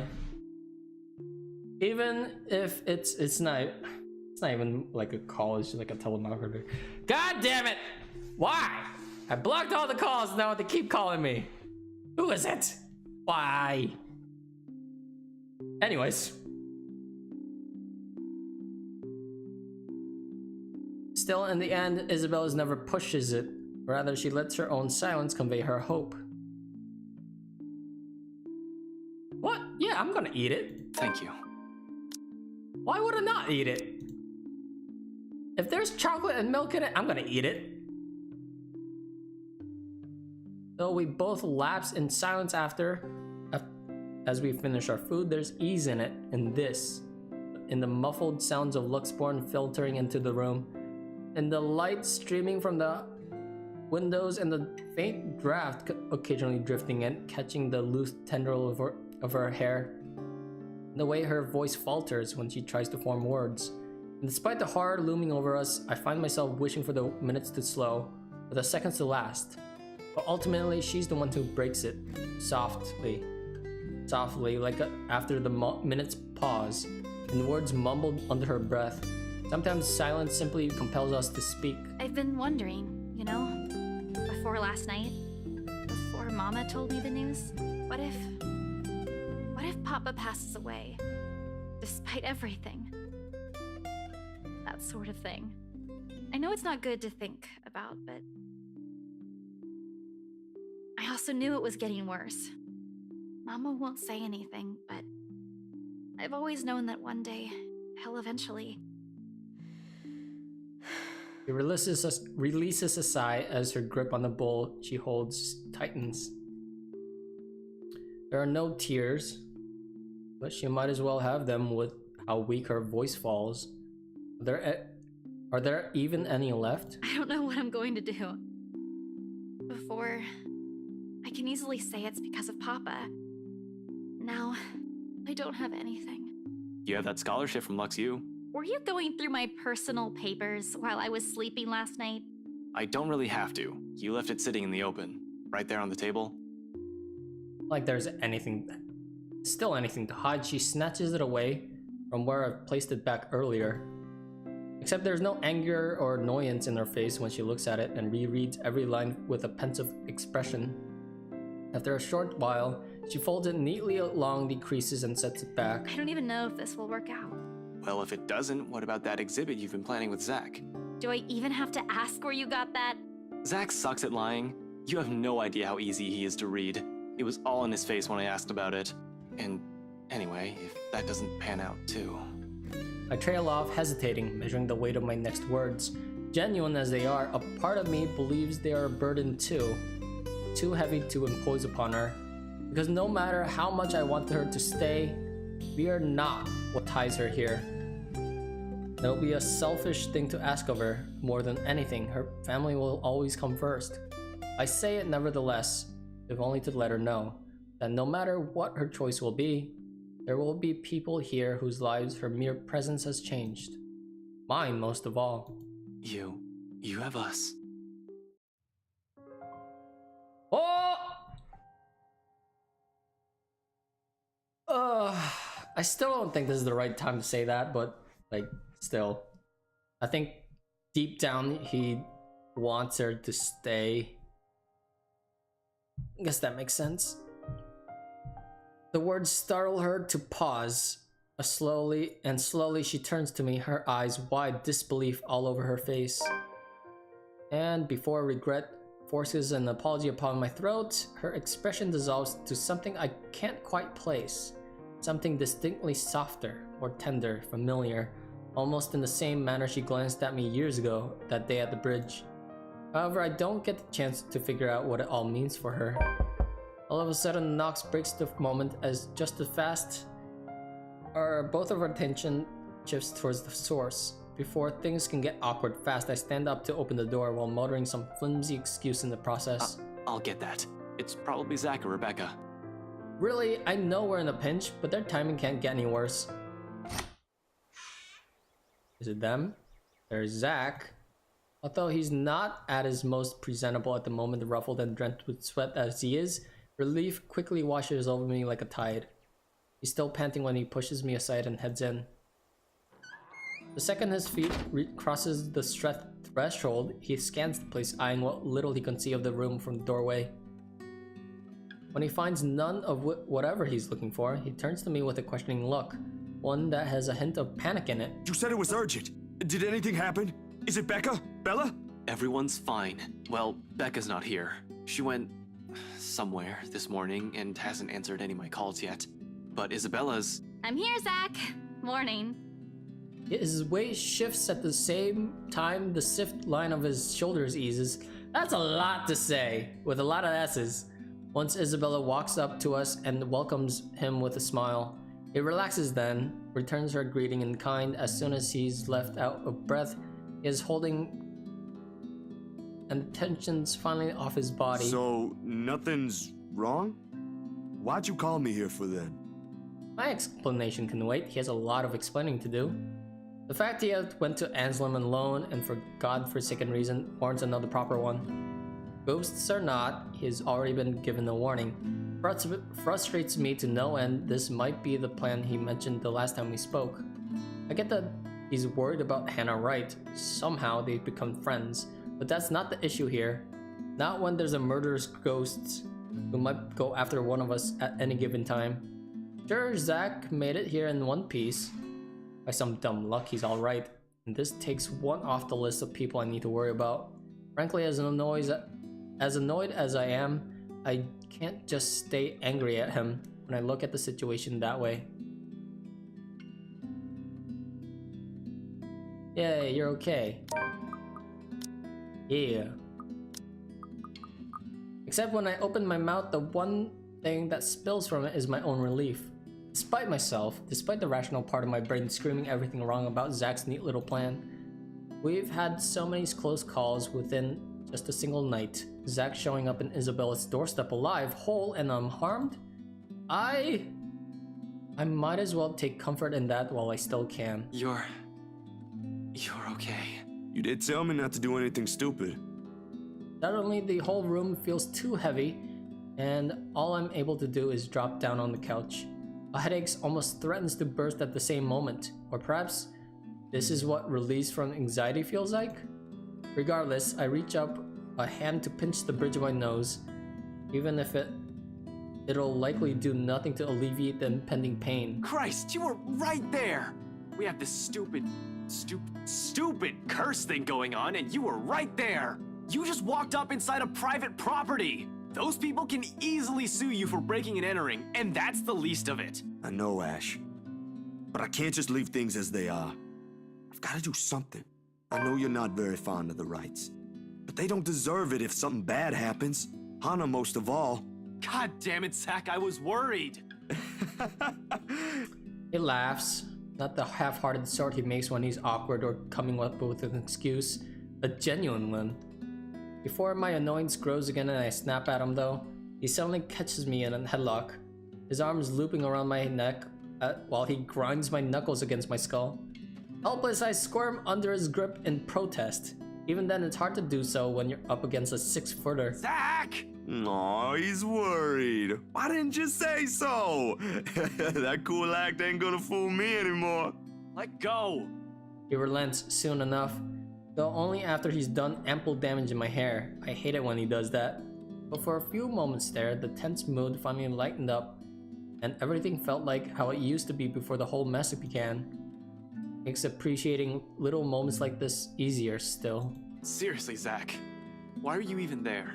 Told you already. I was looking for you. Why would I even go there? Well, you mentioned a plan with Isabella here.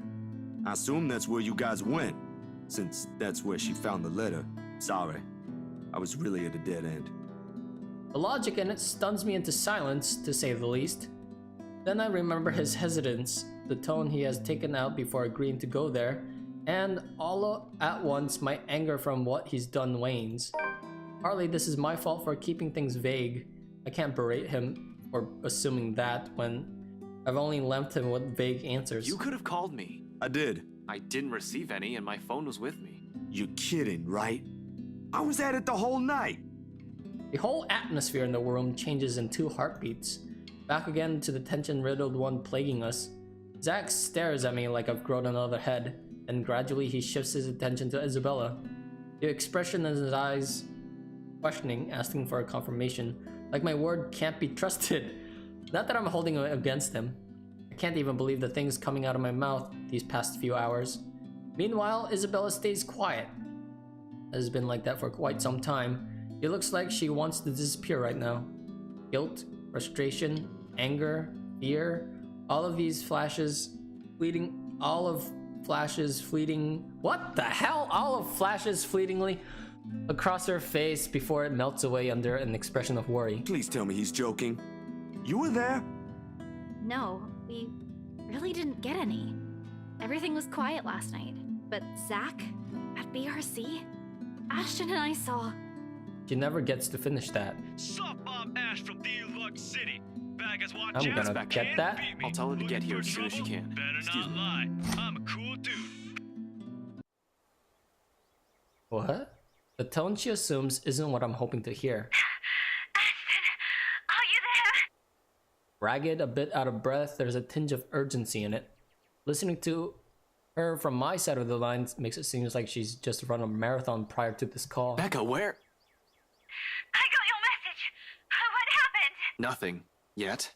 Where are you? Downtown. I had to make a quick visit to the library. Listen, Ash, about that thing Isabella has been talking about. There's something you guys need to... Please tell me you didn't... Whatever. Save it for later. I'm at Salem Well. If you can get here as soon as possible, that'd be really great. This is... related to that. You're there? Is Isabella with you? Yeah, Zach too. With a quick press of the button, I switch on the loudspeakers as I step back into Isabella's apartment. Okay. Rebecca's asking for you two. Becca? Is she okay? Hey, Becca! Hello, Rebecca. Odd morning we having, eh? Hey, you two. What's happening over there? Is this something I should be worried about? My heart's racing right now, I don't know why. We'll tell you once you get here. Please, hurry. I don't like the sound of that, Ash. But I'm on my way. Give me a few minutes. I'm driving. It's partially because of the story, and also probably partially due to the monster. Damn it, Monster Energy Drink! Why you gotta do this to me? Why did I drink that? Actually, I sort of was curious, to be honest. I was like, oh, what the taste is about? What's the whole hype about this drink? And then, like, I need to stay up because stuff. I don't need to stay up for stuff. You know what? That was a whole spontaneous act I did, to be honest. He mumbles a goodbye, then hangs up. Becca's the last person I need to account for, yet the call left an even more strained tension in the room. Thankfully, we don't have to linger in it for long. She only takes a matter of minutes to get here, and the second she steps into the room, Isabella clings to her. I'm so glad you're okay. Ashton checked on you this morning, but... Hey, safe and sound, that's a good sign. He did? I'm sorry, I was in a hurry. I didn't have time to drop by and let you know. It doesn't matter. What's important is you're here. Not burnt to a crisp or brutally murdered somewhere. Whole, alive, although she seems a bit shaken, it doesn't really matter in the grand scheme of things. At least now I can relax, ease the pressure off my shoulders, if only by some. But the minute Isabella pulls away from me, she winces, a small reaction the younger woman doesn't even catch. It sets a precedence for a careful observation nonetheless. A closer look at her reveals a much more disheveled than usual. Hair in a bit of a mess, probably flattened in a hurry. The back of her dress also shows stains of dirt in places it rarely gets to. She's also leaning more on using her left arm. She's right-handed. Wow, power of observation, Mr. Holmes. Perhaps the most telling is the slight limp she has, noticeable once Isabella leads her into the room. It all sprouts a hatful of questions. What exactly happened, and how she ended up in that state? Really sure a simple trip to the library won't do that. I grab for her arm before she can walk past, carefully to avoid hurting her in case there really is an injury. Seems like it at first glance, but you can't be sure until a careful examination has been made. I suspect some brushing at least, bruising. Although minor internal factors are out of the equation, they have a nasty way of staying hidden. Sure enough, Becca tenses immediately upon contact. Tries to pull back, although the sudden gesture only elicits another wince, forcing her and Isabel to a halt. Both of them turn to me almost at the same time, their eyes searching mine for answers. Rebecca, for her part, doesn't appear quite pleased from the interruption, or the fact someone has brought it to light. Are you alright? We are even with Rebecca. You okay? You're limping. Yeah. As expected, she tries to hide it. This time when she squirms from a grasp, it's with enough force. She almost stumbles back if Zach hadn't caught her by the elbow. Even with two more people shooting her concerned looks, she's swift to shrug it off. It's fine. I just had a little accident. Little accident. Hard to believe when her other arm's nursing the supposedly fine arm. Isabella doesn't buy any of it either. In a library? Well, yeah. It kinda caught me off guard. Something's happened there, hasn't it? I don't have to elaborate on the question further. Shortly, she goes very still, and the hand placed over her right arm shifts ever so slightly, its grip on the limb tightening.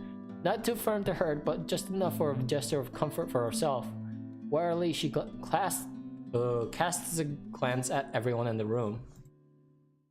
But only the one she spares for Isabella lingers longer, and in that moment, something unspoken passes between them, an understanding. It strikes me seconds later how utterly familiar her expression is. It's the same one I've seen far too many times in Isabella. Since that day at the movie house, every time her attempts to warn us have been rudely dismissed. Let me see. Can we? We have to check if it's bad. Rebecca hesitates for a moment. Then after a minute of consideration, she sighs and reaches for the hem of her sleeve, raises it just enough for Isabella to take a good look at it. Not swollen, but a large portion of her skin starting to turn an ugly shade of purple. Oh, that is gonna be one hell of a nasty bruise. Tell me about it. It was a library cart that hit me. You know, the old metal ones they keep near the history section. Ouch! Like I said, nasty. But she's there? She went after you. Yeah, I was in the archives, looking something up. Suddenly, she was just there. Well, she was using my own students against me. What kind of terrible person does that? Oh, it makes my blood boil. She's angry about it still. You should have just ran. That woman's not something you can hit with a book. Apparently can. Laugh it up, Ashton. I did. Then the bloody cart came out of nowhere. And you know what? If it weren't for a damn book, I would be dead by now. Okay. Dead. Another close call. Another would've. Another one we've narrowly avoided. How long can we keep this up? We're bound to break at one point. No normal human being with a sane mind can last like that. It's a miracle Isabella hasn't cracked yet. After all, she is the one who found the letter. I've expected her to be caved in by now, yet her voice, calm and composed in the face of this, is what cuts through the thick air. I'll go get a cold compress for that arm. You guys take a seat first. Ashton and I, we have a lot of things to talk about. That marks the end of it, at least for the time being. And as soon as Isabella returns and hands Rebecca the cold compress she promised, she gets straight down to business, surprisingly easy considering the rigid air in the room. Although there's some tense fumbling for words at first, the whole conversation gains steam once what happened last night at BRC has put on the table. All at once, everything we've brushed off, carelessly ignored, and rudely dismissed have been laid out for the close scrutiny. Zach's encounters with the woman and his dreams, Rebecca's close brushes with death every time she approaches, the dread, the fear, the terror she brings out, even in the bravest of us, everything. Because no matter how bleak this all seems, there must be still a way out of this. There has to be a logic, be damned. Or at least that's what Isabella and I would like to believe. Yet, even as the cold morning light shifts to the warm hues of the late afternoon and eventually night, none of this still makes a fucking damn sense. Darkness has fallen, and we're still nowhere to be near figuring things out. If anything, we're more at a loss than we've ever been before we even started this. The next thing I know, frustration rears its ugly head, and the sheets of paper I've been holding smacks the table harder than I've intended. The sound of it echoes loudly in the small rooms, and everyone simply falls silent. Along with it is a release of another long-held breath. Perhaps the 100th since this morning. We aren't getting anywhere at this rate. Don't just drop it. There must be something in this we aren't seeing yet. It's an odd thing to hear from her. The very words I've been telling myself every single time I face myself at dead end. We can use a little of the optimism right now, I guess. I know, but what are we supposed to be looking at here in the first place? Well, we already looked through those files. You're the one that picked it out last night, right? All of them? I'm pretty sure every person we've checked in there isn't necessarily involved. One client possibly died of old age. Remember, you found that dumb paper. Not so dumb if it can kill all of us. Very funny, Z-Man. Anyway, like I said, you discovered that paper right before the open house. No one else was allowed inside during that time. It's too broad of a scope if we include every single person. In fact, the only notable ones are C and Jean Marie. But if we're going to include them in the count, shouldn't there have been more than enough people to end this fucking curse already? How does this thing even work? If you enter the house, you're cursed. Yeah, okay. They went in and out of this place. But no, you still don't get it. What I'm trying to say about those clients is... Shouldn't we look into the mansion too? That's where the letter came from. That's where she came from. Maybe it's just as the professor says. I mean, look at all this stuff Rebecca brought with her. Apparently our teachers have been lying to us all these years. So who knows? Hey, now don't blame us. Blame the bloody books they wrote. Quietly, Isabella reaches for one of the papers Rebecca has brought with her and carefully inspects the words printed on the page. A copy of the old newsprint from even before the city has been founded. Her eyes narrows with each line it passes, but lingers at the illustration of the noblewoman's servant. Why do they have to keep this in the restricted section? Rebecca merely shrugs at her inquiry, but her own annoyance seeps through her answer. How should I know? I wasn't even aware we have archives that go as far back as this. This is before the city was even founded. As a matter of fact, if it weren't for Andrew's help, I wouldn't have gotten my hands on any of it. Maybe they didn't think it would be important to talk about it. After all, this is more Anselm's than ours. That or some old bugger's hiding something. Why else would they tell a completely different story? Revising what's written seems a useless endeavor on its own when you have nothing to gain from it. But this might as well mean that what happened in that mansion years ago also equates into all of this. And the letter Isabella found? It's at the heart of it. The why and the how is what we're missing here. If I'm going to go by what Andrew told Zach, the connection between the letter and the mansion's curse may run deeper than we might have initially thought. We won't be able to figure this out without looking into it other. Fuck. How do I do? How do I do? The mansion's a private property now. Can't just waltz in there. I'd rather die before I even think of begging right to let me in and investigate the place. One thing's very clear after these last few days though. We're not safe anywhere and we have to act fast if I want to keep my friends alive. We can't keep running away. Sooner or later she'll get us. Before that happens, I have to put an end to this. Sighing, I stand up and stretch out the kinks on my back after several hours of sitting. We've been at this for too long. Break is needed. Yes, a break is needed. For me too. Time to let everything to sink in or else we'll all burn out. I know I will, and it's another thing I cannot let happen when they're all counting on me like this. I'll be unspoken, it's in their eyes as they look up at me, waiting. We've been at this since morning. We should take a break for a few... Are you fucking kidding me?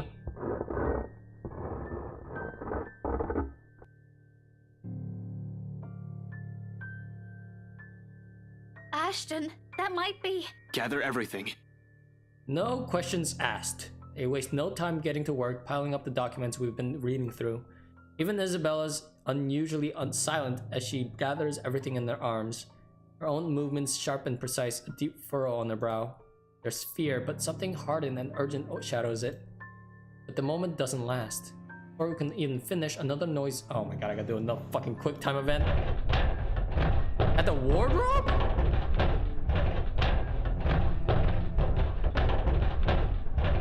Ashton, what are you doing? I don't think that's a good idea. We should just... Oh boy, we're gonna open the wardrobe.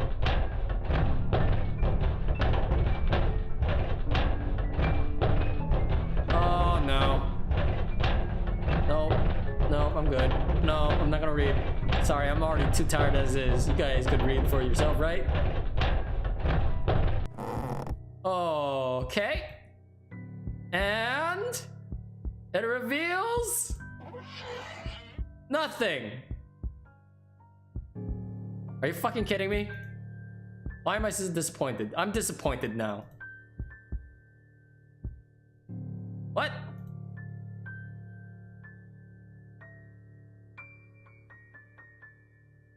We should go. Everyone, we need to... Ah!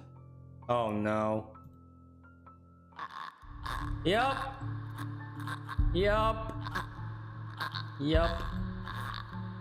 And then I sense it.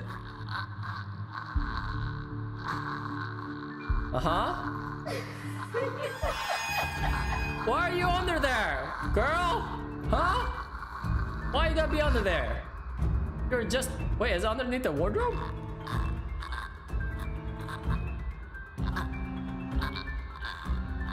Ashton!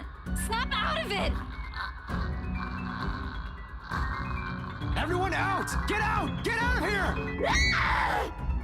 With one powerful tug, I yank my foot out of her grip and scramble back to my feet, ignoring the piercing wail she fills the room with. Okay. And we're out.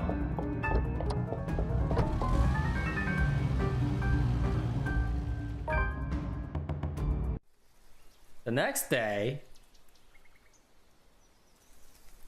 so where did we go? An arrest gone wrong, another investigation leading to a dead end, or some truly fucked up shit being called in. Few choose away from swallowing it. In fact, lost my dinner that day. Fun times. Of course, I doubt anything can top getting cursed by a damn chain letter of all things. This is a sort of stupid thing people pass along as a prank through emails and text messages for the fuck's sake. The ghost chasing you after it just puts the icing on the cake. Ugh. Scattered all over the place, spilling from the passenger side into the back seat, making an entire mess of what little space there is. So, The ghost is now not nervous to show herself in front of multiple people. Great. Now we are no longer safe. I thought we were safe as a group. We are no longer safe as a group. Chocolate porridge. Wait, my last shower was 24 hours ago. I haven't slept at all, and my last meal was that chocolate porridge thing Isabella offered. The way I am now, I definitely will get a scolding. Rebecca will definitely get me an earful and tell me to take care of myself better. Say that I'm killing myself on the job. I can already hear Isabella complaining how dark. What the hell? What is updating right now?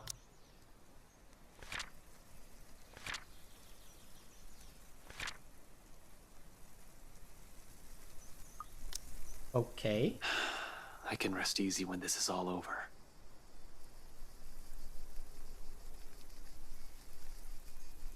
Yep. Talking about the ghost. And a gun. The gun's name is Ophelia, by the way. It's an important fact.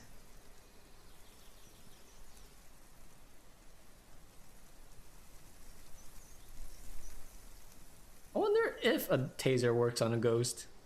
I don't think anyone's really tried.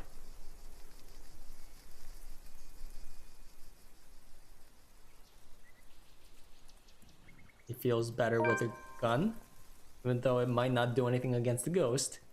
You know what? It might do something. I mean, if a book did something, then is she only affected by paper? Pulp? Earth?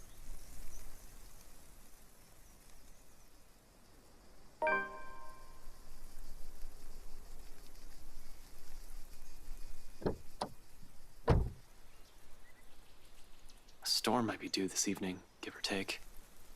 Shame for the people looking forward to Halloween tonight. Wait, it's Halloween? Oh my god, it's Halloween. Oh shit. A lot of story updates. That means we're pretty close to the end, right?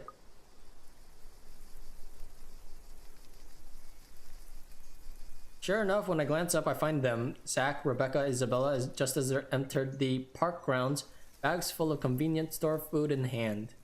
After last night's flight from Salem, well, we've elected to stay the night here, unsure if our own homes will be safe. Normally, we'd all be adverse to the idea of spending the night outside like this, but panic and distress has tainted the decision. It's not like any of us has gotten an ounce of sleep anyway. On the off chance one of us did, it only lasted for a second. Or it's a fitful one. But looking at them right now from afar, it's easy to mistake them for just a group of friends on a day out. Isabella's gesturing wildly with her arms as she talks.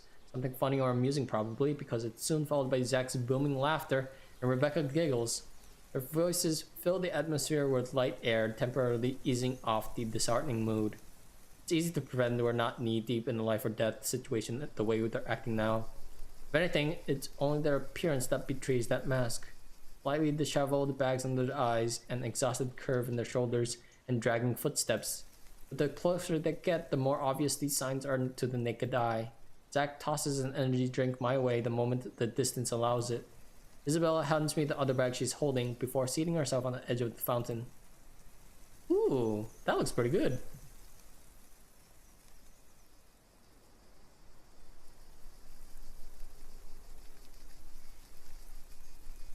Eating.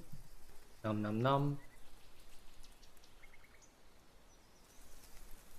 And back to the matter at hand. The world has an awful sense of humor. Well, the one we've just had is short-lived. It's another thing to want to look forward to. If we ever free ourselves from the damn curse, I'd like to believe there's a way. For now, we have to focus back on the present. This. Dead people. The letter. The curse. Not simple to bring these up, but necessary. What now? Where do we go from here? It's not a question directed at anyone in particular, but they all look at to me as if my face has the answers in the world. I'm used to think so, back when I was at the top of my game and still sure of everything. But now there's just uncertainty sullying whatever decision I come with. At some point, logic simply stopped working here, and we've started grasping at straws. Along with exhaustion, fatigue, and stress, we have enough kindling to get the fire burning. What? Are we arguing? Well, first, we can't just stay here. Why are we That much is arguing? obvious. But we can't just keep running like this either, Becca. Sooner or later, she'll. As if we have a choice. We can't even go back to our own homes because that thing might get us. No, we're safe. But dying is the last thing I want to do right now, Isabella. Oh boy. Not to a stupid chain letter. You were Whoa! too gullible to pick up, bring with you, and show to everyone. Whoa! I didn't do it on purpose. Becca, had I known, I wouldn't have. Hey, you two. None of us want to die to this. Just calm down. We ain't getting anywhere shouting at each other. Whose side are you on, Zachary? What the fuck, Becca? No one's. But we can't just say it's her fault. She did warn us not to open it. And both you and Ash. That doesn't exempt her from any blame. She's still largely responsible What for the it. fuck, Becca? Why are you just... It could be the sleep. It could be the lack of sleep. Well, I made my return. Ashton, you here? Okay. So, quick recap, Richard. Ashton's a pretty good guy, if you know his backstory. He's self-aware that he's been a douchebag to everyone and being vague to everyone. The ghost appeared in front of all four of them in Isabella's apartment, and now well, now they're arguing because they just escaped a life or death situation with the ghost. And for 24 hours, they haven't had any sleep or food. I mean, they just ate, but now they're arguing with each other at whose fault this is. And I am not for this, Becca. Becca's the one pointing fingers. I don't like this. And you're not? Oh, God. I didn't say that! Do you really think I don't blame myself for this as well? I tried to warn all of you. None of you listened. Now you're blaming me for something I kept telling you guys since day one? You're just as responsible for this as I am. Oh my God, it's not helping. Guys, I know you've got... I know... Oh boy, the father? Yeah, that's a really sad moment.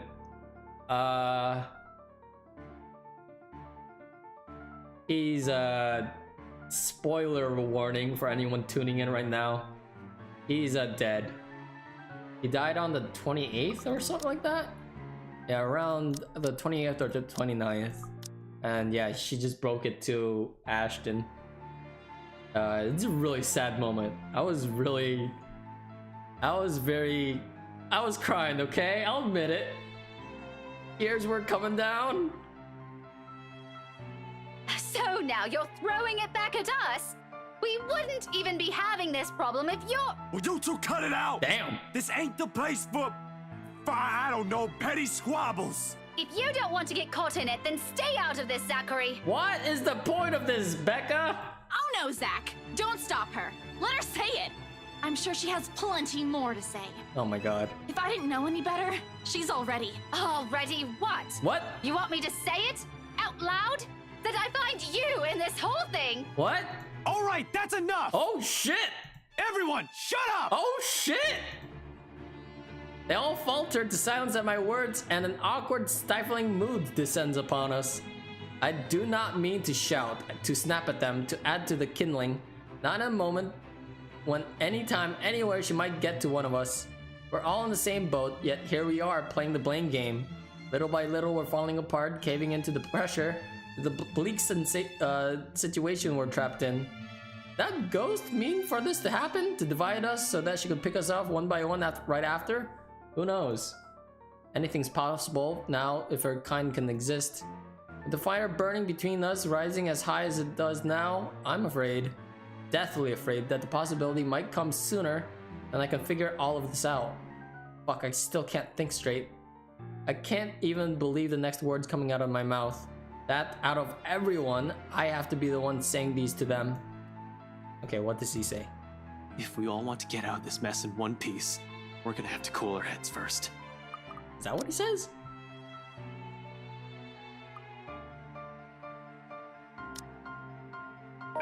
Oh! He goes back to his car. I don't like that sound. Is he gonna be the first to die inside his own car? Inside Shirley?